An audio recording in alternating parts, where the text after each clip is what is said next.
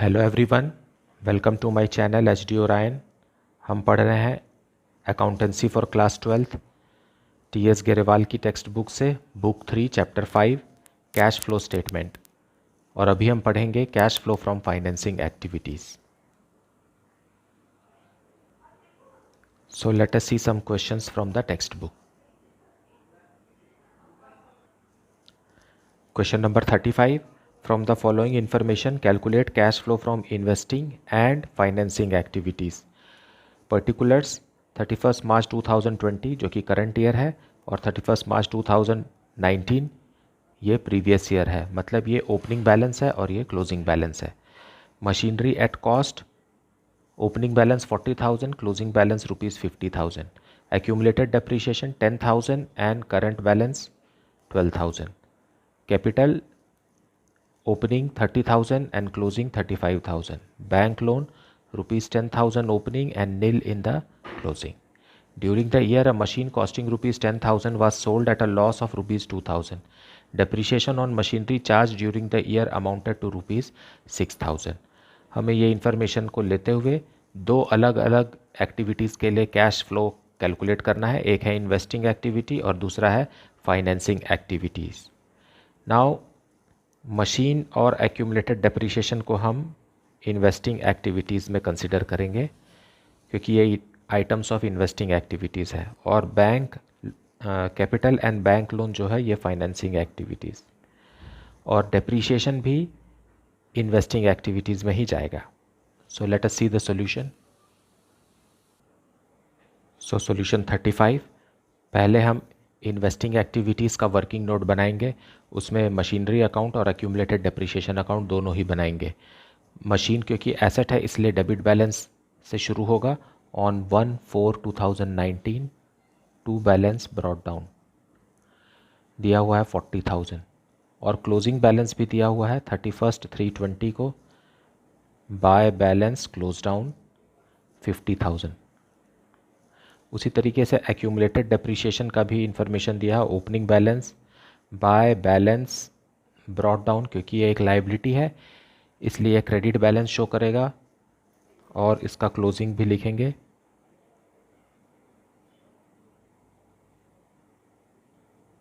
Close down ₹12,000। अब further information में दिया है during the year a machine costing ₹10,000 was sold for ₹2,000 loss, मतलब 2,000 रुपीज़ के लॉस में बेच दिया गया। और इस मशीन पर डेप्रीशिएशन चार्ज हमको पता नहीं है। Depreciation on machinery charge during the year दिया हुआ है ₹6,000। सो यहाँ पर लिखेंगे हम बाय डेप्रीशिएशन आएगा ₹6,000।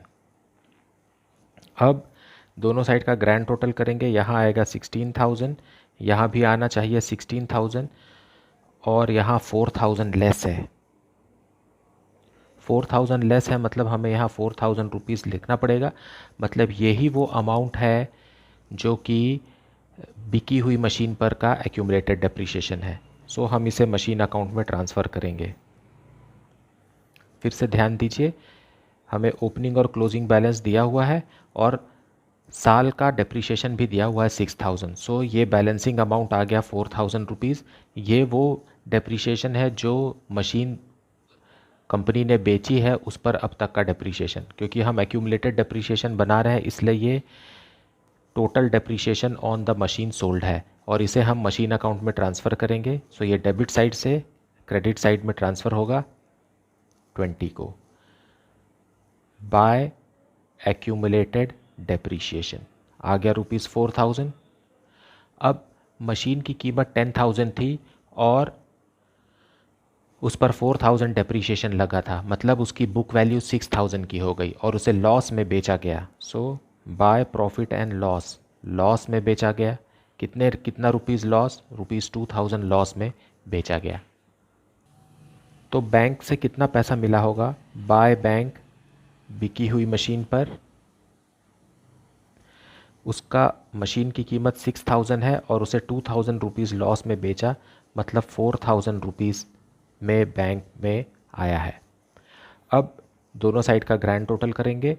इधर का ग्रैंड टोटल आ गया ₹60,000 और इधर भी 60,000 बनाने के लिए हमें यहाँ 20,000 इंसर्ट करना होगा।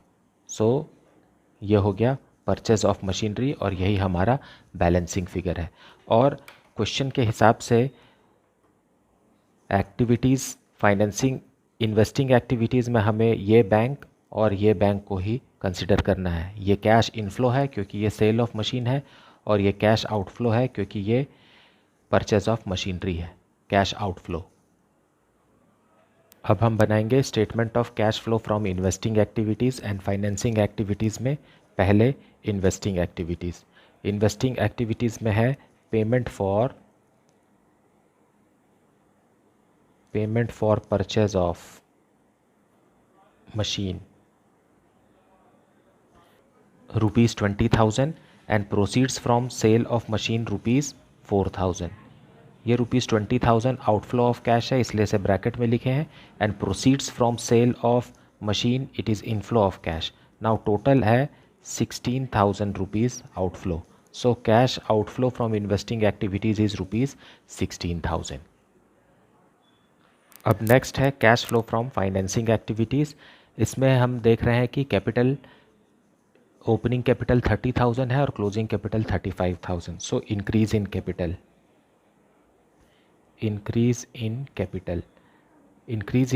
है ₹5,000 का, इसका मतलब ये कैश इनफ्लो है। और फिर है बैंक लोन ओपनिंग है 10,000 और क्लोजिंग है नील। सो रीपेमेंट ऑफ बैंक लोन, मतलब हमने बैंक लोन चुका दिया, मतलब ये आउटफ्लो ऑफ कैश है। इसका मतलब है ₹5,000 है cash flow from financing activities. So this is the solution. Now question number 36, from the following information calculate cash flow from operating activities and investing activities. Particulars 31 मार्च 2019, मतलब ये क्लोजिंग इन्फॉर्मेशन है, ये opening information है 2019, और 31 मार्च 2020 ये closing information है। Now surplus and provision for tax, ये दोनों जो हैं net profit before tax and extraordinary items में यूज़ होंगे। और ट्रेड पेबल्स और करंट एसेट्स जो हैं ये दोनों ऑपरेटिंग एक्टिविटीज़ में यूज़ होंगे। और fixed assets and accumulated depreciation ये दोनों इन्वेस्टिंग एक्टिविटीज़ में यूज़ होंगे। नाउ सरप्लस जो है वो ओपनिंग है ₹2,50,000, closing 10 lakh, provision for tax 75,000, trade payables ₹1 lakh, ₹3,75,000, current assets जिसमें कि ट्रेड रिसीवेबल्स एंड इन्वेंट्रीज है ₹11,50,000 and ₹13 lakh, fixed assets tangible है, ओपनिंग है ₹21,25,000 and closing 23,30,000 and accumulated depreciation है ₹10,62,500 एंड ₹11 लाख। एडिशनल इन्फॉर्मेशन में दिया है अ machine having book value of ₹1 lakh, depreciation provided thereon ₹1,62,500 was sold at a loss of ₹20,000. Tax paid during the year is ₹75,000. So let us see the solution. Solution 36, पहले हम working notes prepare करेंगे कि हम अभी investing activities का working note prepare करेंगे। Fixed assets दिया हुआ है, सो ऑन 1/4/19 क्योंकि एसेट है ये इसलिए डेबिट बैलेंस रहेगा, to balance brought down. Opening balance fixed assets का दिया है ₹21,25,000 और क्लोजिंग बैलेंस दिया है बाय बैलेंस क्लोज डाउन ₹23,30,000। उसी तरीके से एक्यूमुलेटेड डेप्रिसिएशन अकाउंट भी है,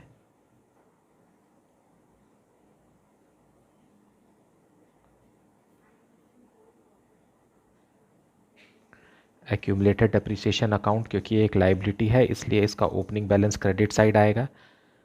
बाय बैलेंस ब्रॉट डाउन दिया हुआ है ₹10,62,500 और क्लोजिंग बैलेंस दिया हुआ है to balance close down ₹11 lakh. अब फर्दर इन्फॉर्मेशन, एडिशनल इन्फॉर्मेशन के फर्स्ट पॉइंट पे लिखा हुआ है machine having book value of ₹1,00,000 depreciated provided thereon ₹1,62,500। मतलब जो मशीन बिक रही है उस पर अब तक डेप्रिशिएशन 1,62,500 चार्ज किया जा चुका है, तो हम यहाँ से उसे ट्रांसफ़र करेंगे एक्यूमुलेटेड डेप्रिशिएशन से फिक्स्ड एसेट्स अकाउंट में। 1,62,500 और ये ट्रांसफ़र होके इधर आएगा क्रेडिट साइड में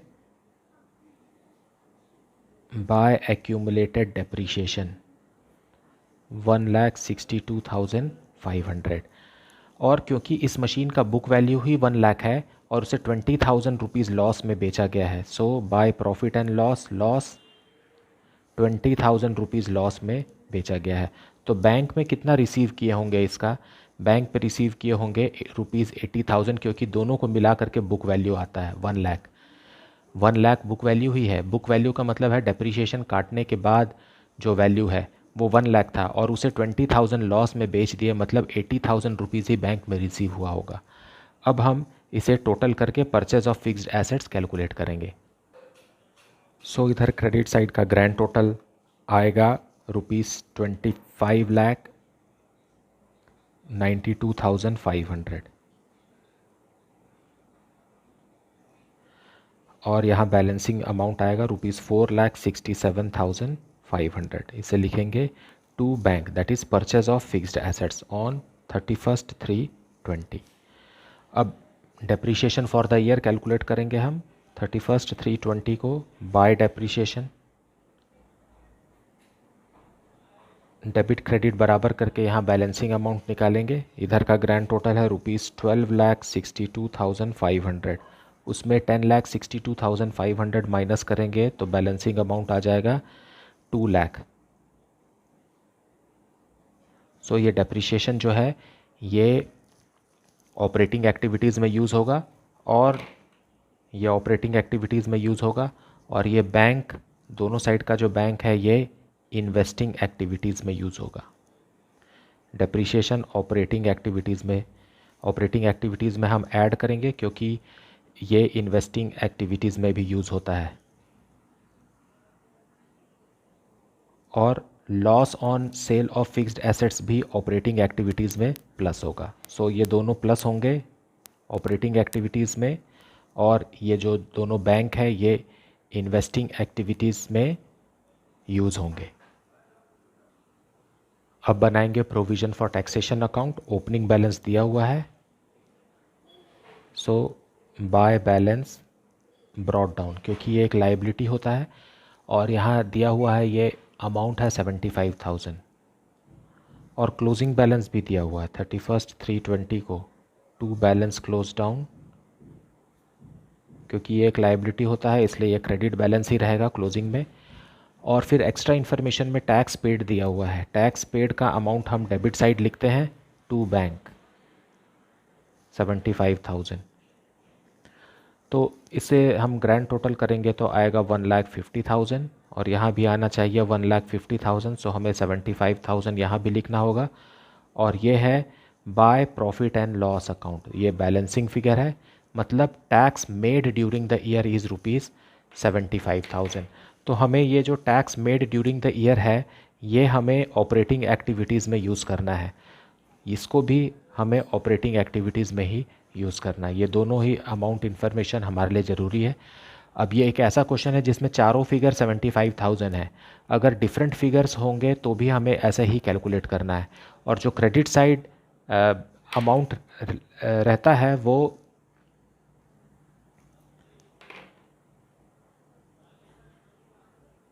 net profit before tax and extra ordinary items में ऐड हो जाता है।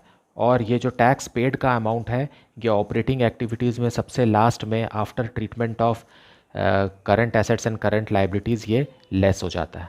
सो let us see the statements now. अब हम बनाएंगे calculation of net profit before tax and extra ordinary items में। सबसे पहले लिखेंगे सरप्लस, सरप्लस में closing statement of closing balance of statement of profit and loss. Closing balance दिया हुआ है ₹10 लाख, और इसमें हम लेस करेंगे opening balance of statement of profit and loss, जो कि दिया हुआ है ₹2,50,000। मतलब करंट ईयर का सरप्लस आ जाएगा ₹7,50,000। अब हम इसमें ऐड करेंगे provision made during the year for tax. ये कितना है? 75,000 का है। मतलब ये आ गया 8,25,000 आ गया net profit before tax and extraordinary items.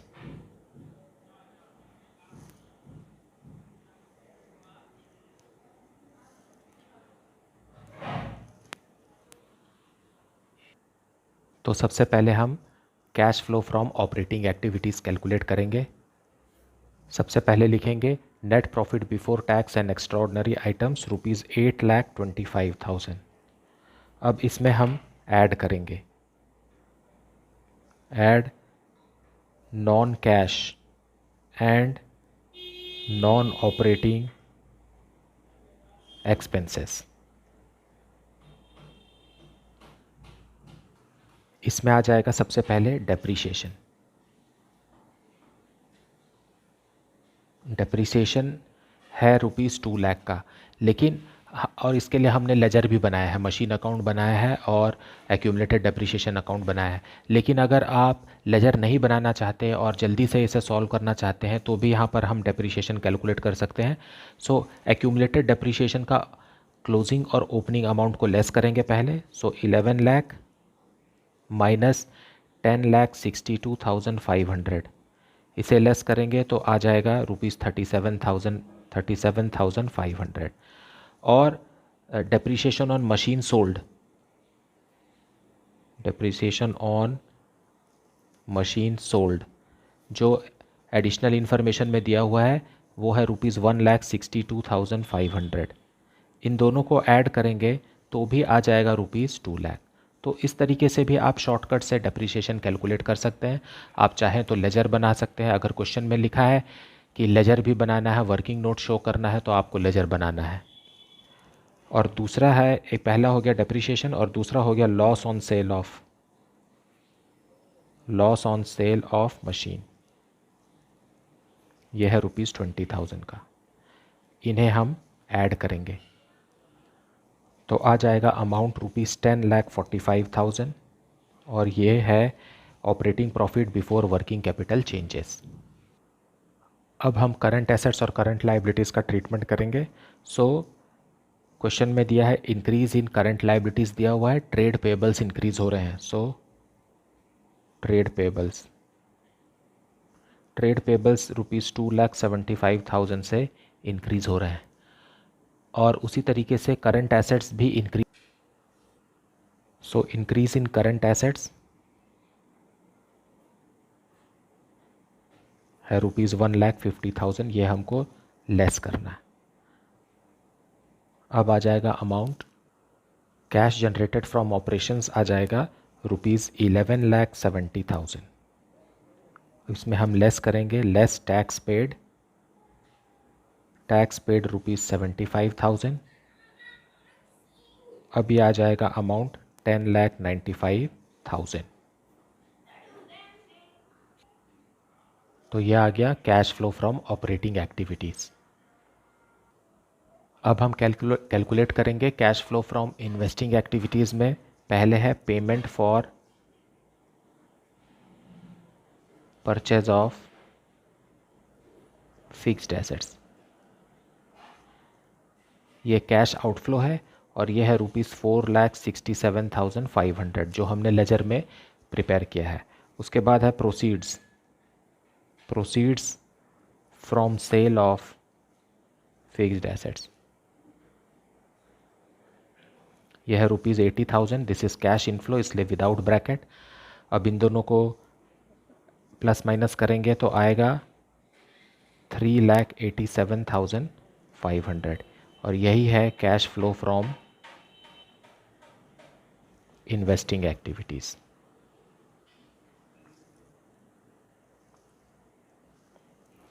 So this is the solution. Now question number 37.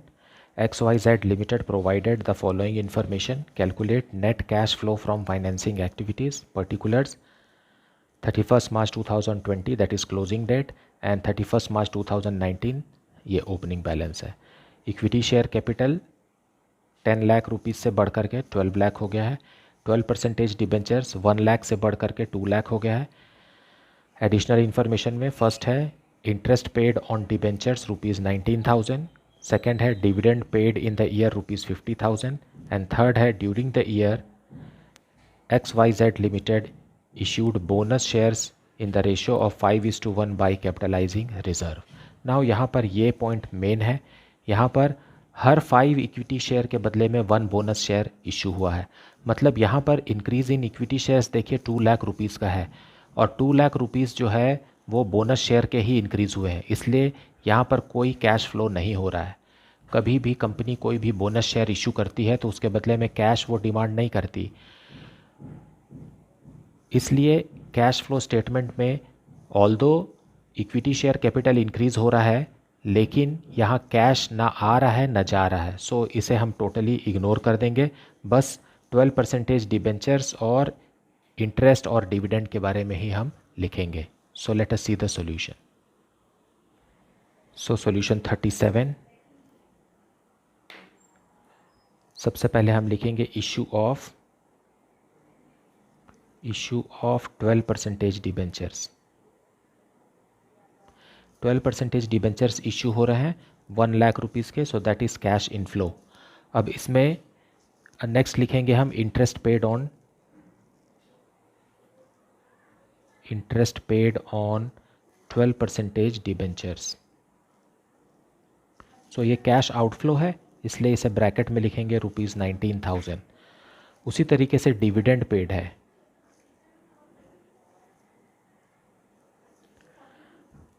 Paid on equity share capital, ये भी कैश आउटफ्लो है. यह है ₹50,000 का. और increase in equity share capital को हम नहीं लिखेंगे क्योंकि वो बोनस शेयर है. बोनस शेयर्स इसे हम नहीं लिखते हैं. क्यों? क्योंकि हर 5 इक्विटी शेयर के बदले में 1 बोनस शेयर दिया गया है. मतलब हर 10 लाख इक्विटी शेयर के लिए कितना बोनस शेयर दिया होगा.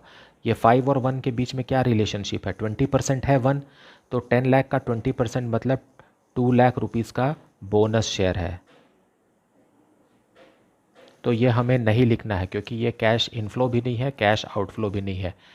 कंपनी ने बोनस के रूप में नए इक्विटी शेयर्स जारी किए हैं. तो अब आंसर आ गया. Cash inflow from financing activities है ₹31,000 का. क्योंकि 1 लाख रुपीज़ माइनस वाले अमाउंट से ज़्यादा है इसलिए ये कैश इनफ्लो है. अगर ब्रैकेट वाला ज़्यादा होता तो कैश आउटफ्लो होता.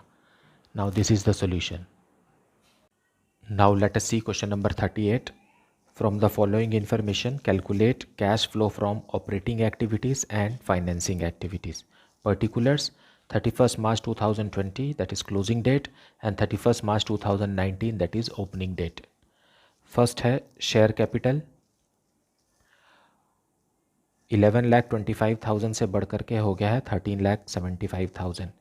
5% प्रेफरेंस शेयर कैपिटल 7,50,000 से बढ़कर हो गया है 5 लाख, रिड्यूस हो गया है.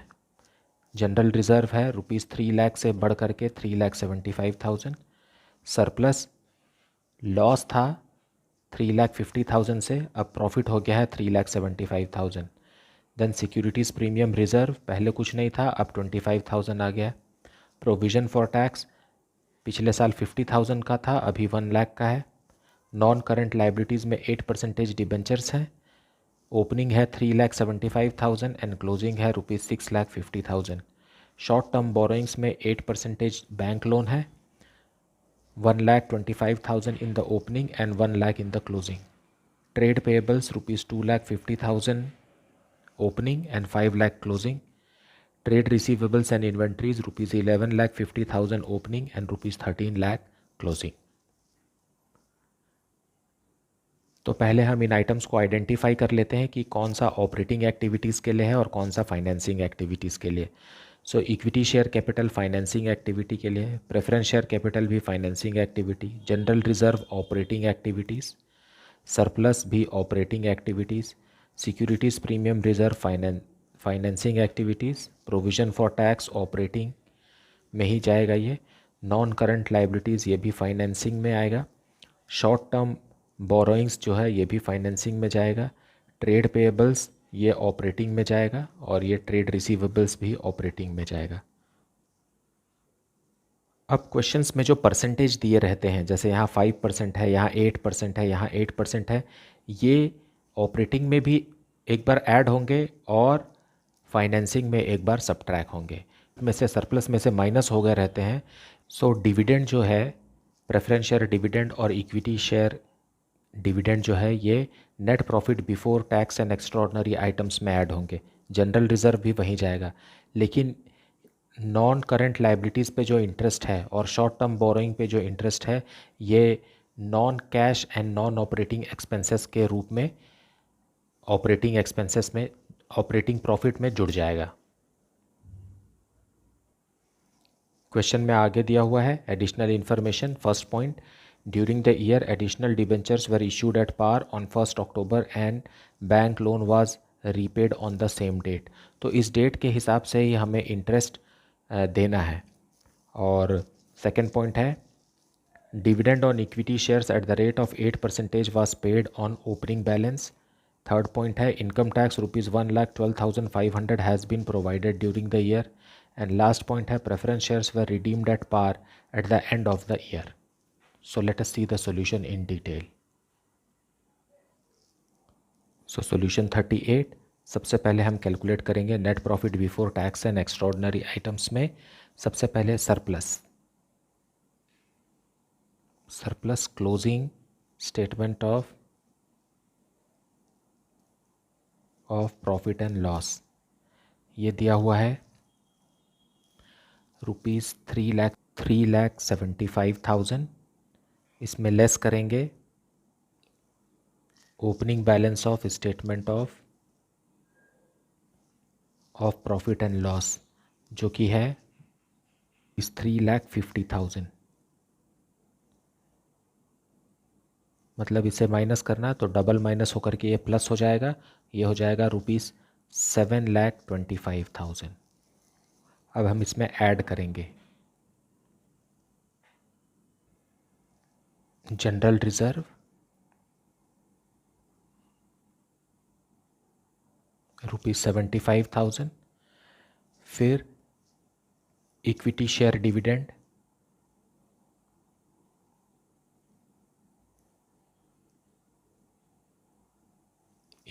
डिविडेंड दिया हुआ है 8% ऑन ओपनिंग बैलेंस, और ओपनिंग बैलेंस है ₹11,25,000, इसका 8%, यह आएगा ₹90,000।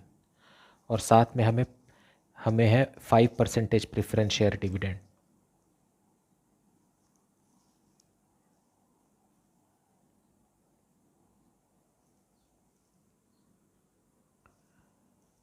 $7,50,000 जो कि ओपनिंग बैलेंस है, उसका 5%, तो यह आ जाएगा ₹37,500। फिर हमें लिखना है प्रोविज़न फॉर टैक्स।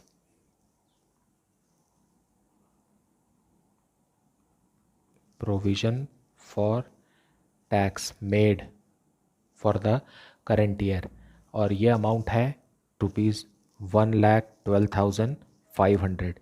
ये एडिशनल इन्फॉर्मेशन के थर्ड पॉइंट में दिया हुआ है।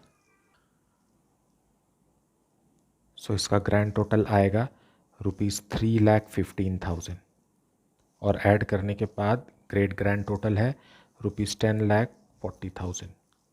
यह आ गया हमारा net profit before tax and extraordinary items. Cash flow from operating activities calculate करने से पहले हम प्रोविज़न फॉर टैक्स अकाउंट बनाएंगे, और क्योंकि ये लाइबिलिटी है इसलिए इसे हम क्रेडिट बैलेंस, ओपनिंग बैलेंस जो है वो क्रेडिट में होगा 2019, by balance brought down. Opening balance दिया हुआ है ₹50,000 का, और क्लोजिंग बैलेंस भी दिया हुआ है 31/3/20 को टू बैलेंस क्लोज डाउन। ये 1 लाख का है। और एडिशनल इन्फॉर्मेशन में थर्ड पॉइंट में लिखा हुआ है income tax ₹1,12,500 has been made, मतलब 31/3/20 को प्रॉफिट एंड लॉस अकाउंट में प्रोविज़न फॉर टैक्स का जो बोझ है वो गया 1,12,500 का। अब हम इसे ऐड करेंगे तो ये आएगा 1,62,500। यहाँ भी आना चाहिए 1,62,500। सो जो बैलेंसिंग अमाउंट है वो है tax paid and this is to bank, that is 62,500। तो यहाँ पर जो निकला है ये जो दिया है इसे हम net profit before tax and extraordinary items में हमने ऐड किया, और यहाँ जो है बैंक टैक्स पेमेंट ये ऑपरेटिंग प्रॉफिट में आखिरी में जा कर के माइनस करेंगे। अब हम बनाएंगे cash flow from operating activities. शुरू करेंगे net profit before tax and extraordinary items ₹10,40,000। अब हम इसमें ऐड करेंगे non cash and non operating expenses.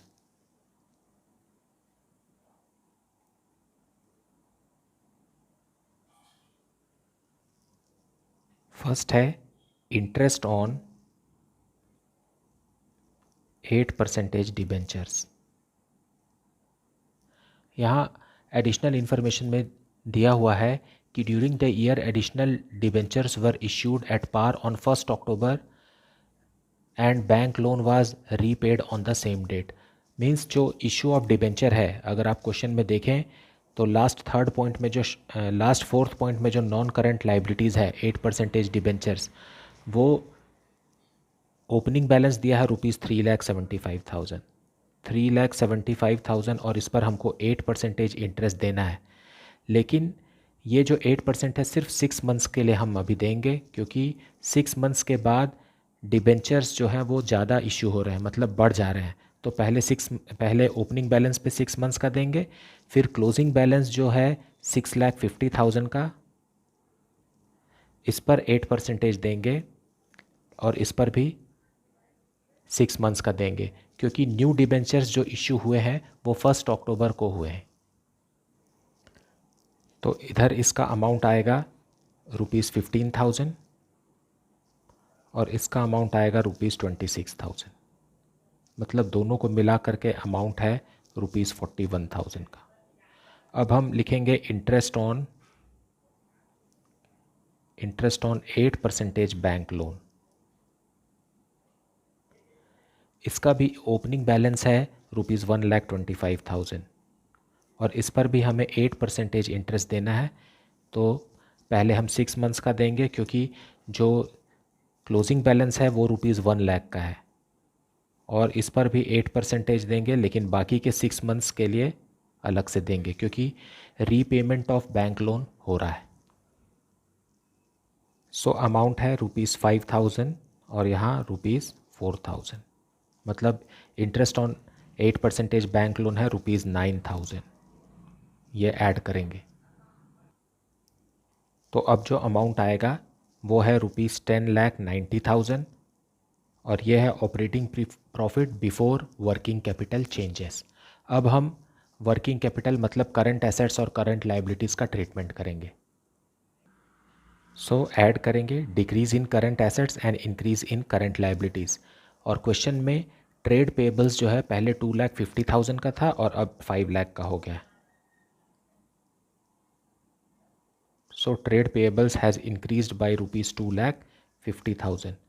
उसी तरीके से ट्रेड रिसीवेबल्स एंड इन्वेंट्रीज जो है ये भी इंक्रीज़ हो गया है, लेकिन ये इंक्रीज़ इन करंट एसेट्स है।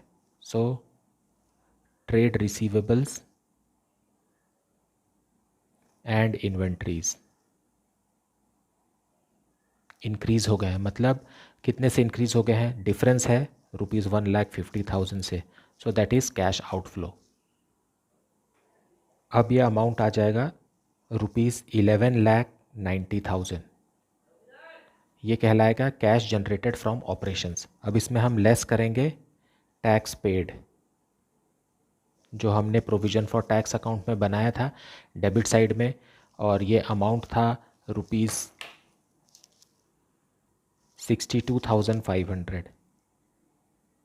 ये हम लेस कर देंगे और अमाउंट आएगा rupees 11,27,500 and this is cash flow from operating activities. Now we will calculate cash flow from financing activities. So cash flow from financing activities में है, सबसे पहले लिखेंगे proceeds from issue of equity shares.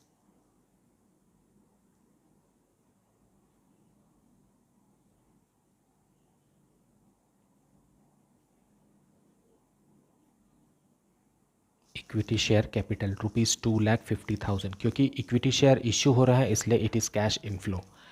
And redemption of preference share, redemption of 5%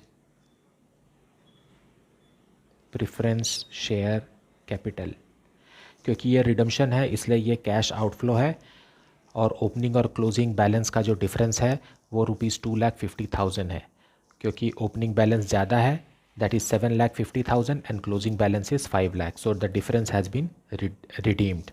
now proceeds from securities premium reserve,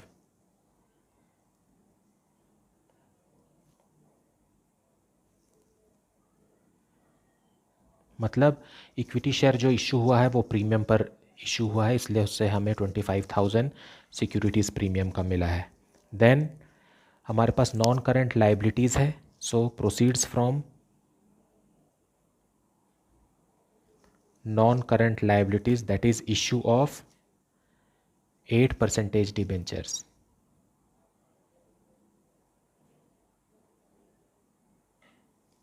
eight percentage debentures issue हुए हैं rupees 2,75,000 के, मतलब increase in non current liabilities है, पहले 3,75,000 का था अब 6,50,000 का हो गया है, तो ये इश्यू हो गया इसलिए it is cash inflow. And then short term borrowings भी है हमारे पास बैंक लोन के रूप में 8% बैंक लोन, ये पेमेंट हो गया है, so repayment of short term borrowings that is 8% bank loan by 25,000। सो जब बैंक लोन को वापस कर दिए मतलब इट इज़ कैश आउटफ्लो। अब डिविडेंड पे करेंगे, payment of dividend on equity share capital rupees 90,000, क्योंकि ये पेमेंट है इसलिए ये कैश आउटफ्लो है। उसी तरीके से पेमेंट ऑफ डिविडेंड